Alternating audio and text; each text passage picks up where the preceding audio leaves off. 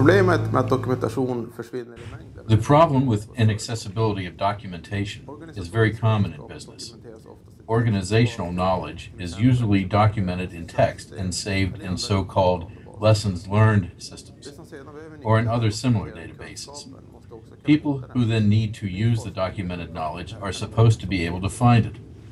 In my research, we usually talk about this phenomenon as go fish, like the card game.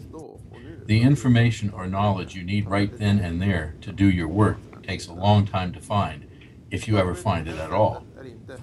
Working in this way is ineffective and makes the knowledge that actually exists within the organization difficult to access when needed.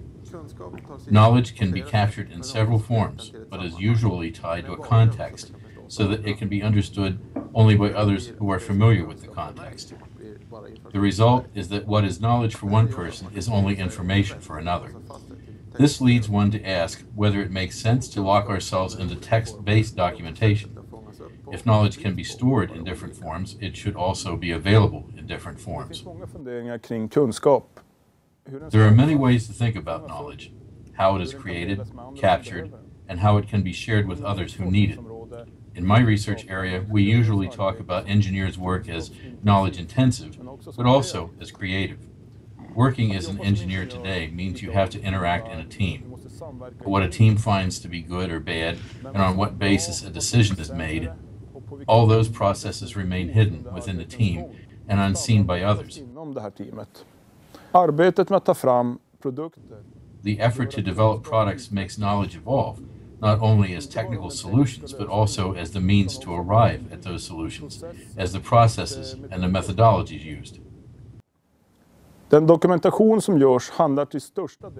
The result is mostly seen as the technical solutions, drawings, explanations, and estimates, and as such should and must be documented.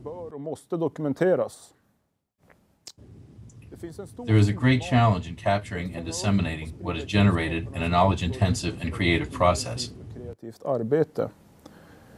När vi samverkar använder vi oss av många fler uttryckssätt än bara tal och text.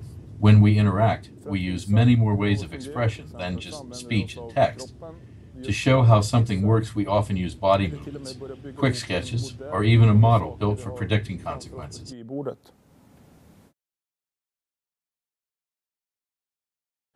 Another challenge is that teams must cooperate with other teams, whether they are in another company a few miles away or one somewhere across the globe. Today, there is good support for the technical bits of the engineer's work, but what is not so well developed is the practice of capturing and disseminating evidence-based knowledge. It's not about ignorance, but rather the difficulty to express an experience and the lessons drawn from what you are doing. To trigger a learning process needs reflection, both as an individual and in the team. Lack of time and running many projects simultaneously often explains why learning and knowledge sharing does not happen. As a researcher, I can raise this point for consideration. It is looking for information, relevant knowledge, and finding the right person who knows how to solve a specific problem that takes time. Social media are as yet unexplored and unexploited. A network can provide an overview of connections between people and how extensive these links appear. That network can learn and then show you whom to ask about certain areas, and can also give an overview of how close or far apart people are philosophically as well as geographically. The knowledge you are looking for might be found in another company. Pictures and film footage from others' creative work may be available on a blog. Then you can easily pick up and look through the material when you need it, or play it as many times as you like. Andra exempel där innehållet skapas av användarna. Sociala medier har en stor potential att fånga.